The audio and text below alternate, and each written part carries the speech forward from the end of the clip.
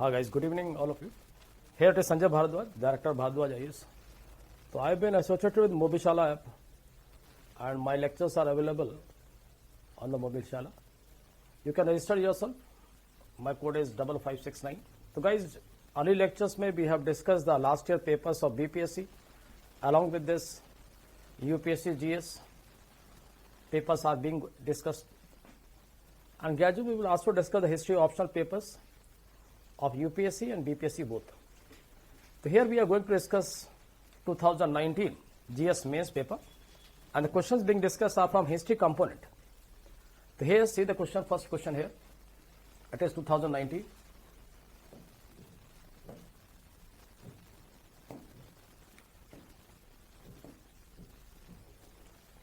So see the language of question here.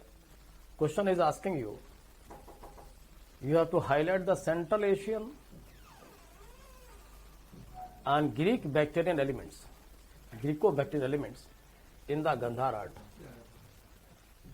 You have to put your answer in 150 words. Here the most important thing is that you should be aware about in the first para, that is introduction,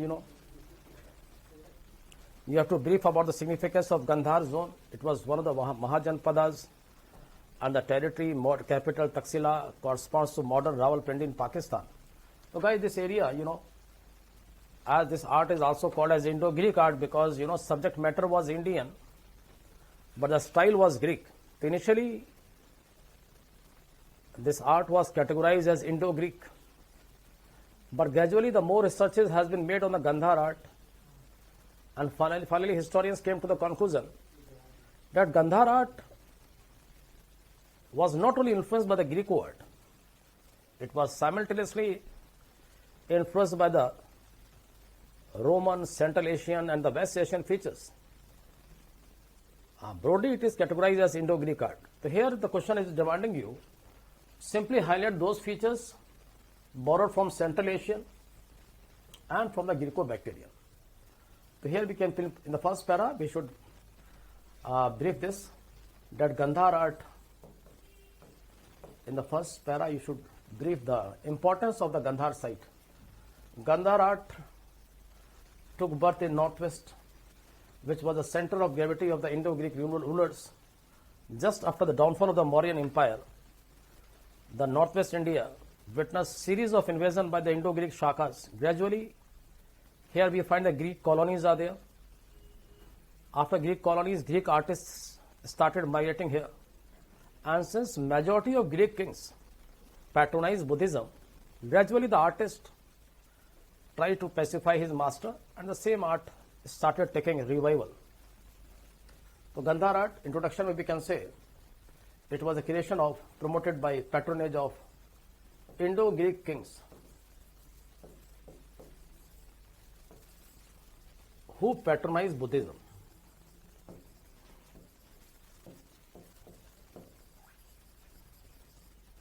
In the first para, we have to brief this.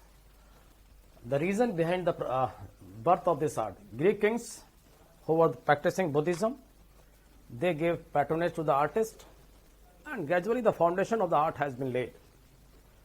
And here the artist had especially used the great sandstone. Along with this, limestone, that is stucco, is also here, bronze is here, terracotta is here. So in the first para, we should brief the basic features, that is what is significance of Gandhar. In the second para, that is main body of the answer, we will search out those Central Asian features which has influenced the Gandhar art. Firstly, we can say the disc around the face of the Buddha. The disc around the face of Buddha.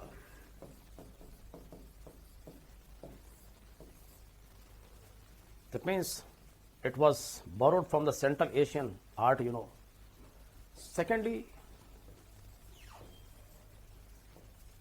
special stone from the Central Asian mountains. Mountain was also borrowed, taken from there. Along with this, the use of limestone. they can be called as Central Asian features. And now if we talk about the Indo-Greek, that is Greek features, we can pinpoint like this.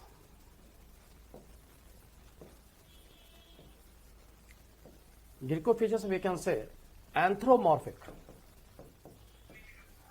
Anthropomorphic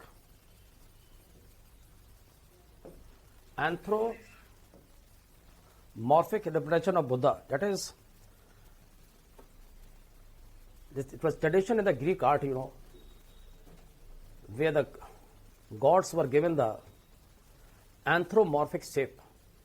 Since the artists were Greek, they also displayed the Buddha in the anthropomorphic form. Secondly, the use of stucco. Stucco was very popular in Greek art. Along with this, curly hairs, long moustache,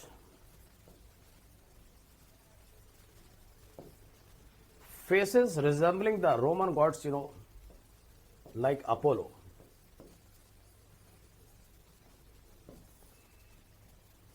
Muscular body.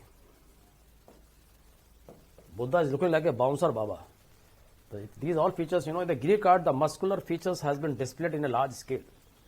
So since artists were not very aware about the life history of Buddha, so in this way they had displayed Buddha with a muscular body, curly hairs.